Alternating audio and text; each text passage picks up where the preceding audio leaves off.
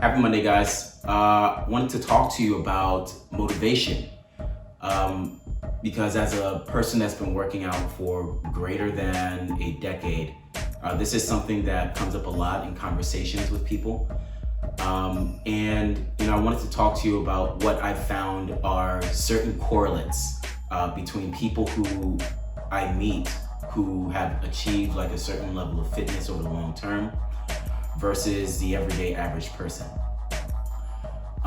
that wants to attain a certain level of fitness.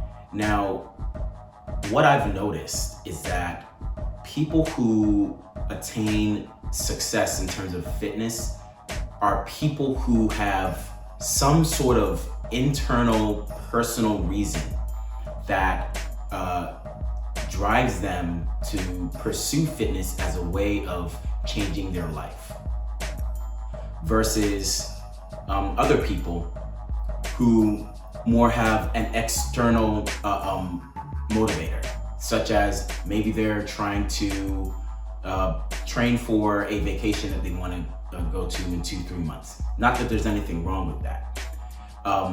It's just that the drive to maintain something over the long term, it has to come from an internal engine.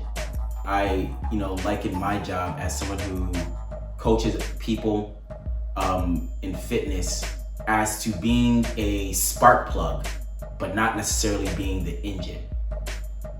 And my job is to get you a key that will enable you to continually turn the engine on, because I want to enable you to be able to do this in an independent fashion. And that independent nature comes from motivation. And what I've noticed is that people who maintain a long-term success with fitness have something personal where fitness will improve their life in some way more than not doing fitness. And it's just common sense to me. For instance, myself, I really never liked how skinny I was, and I didn't understand why. All I knew is that I wanted to change it. And I met my friends in college who brought me to the gym, and I started working out. And the drive to continue is based in the fact that I also never thought that it wouldn't be attainable for me to be a certain level of fitness. I always believed that I could be fit, and I believe that for everyone. And there are certain people that don't have that understanding that some of these things are attainable. Like there's certain things that aren't attainable, but being your fittest self is always attainable.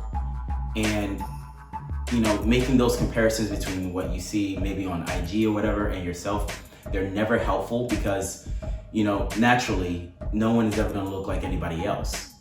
But you can look like the most fit person that you can be. And that's always how I've looked at it. And so, that always motivated me. On top of that, I used to watch a lot of Dragon Ball Z. I internalized that motif of body, that's what I wanted for myself. And I never thought it was unattainable.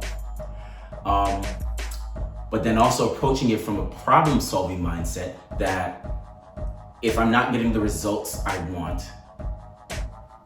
for this attainable goal, then something is wrong that I can target and solve. And that's when I got involved with a coach, when I couldn't figure it out.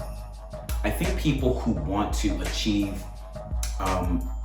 any level of fitness, whatever that level is, it's attainable for yourself. There's a question that you have to ask, and that is, what matters more, being fit or living a different life?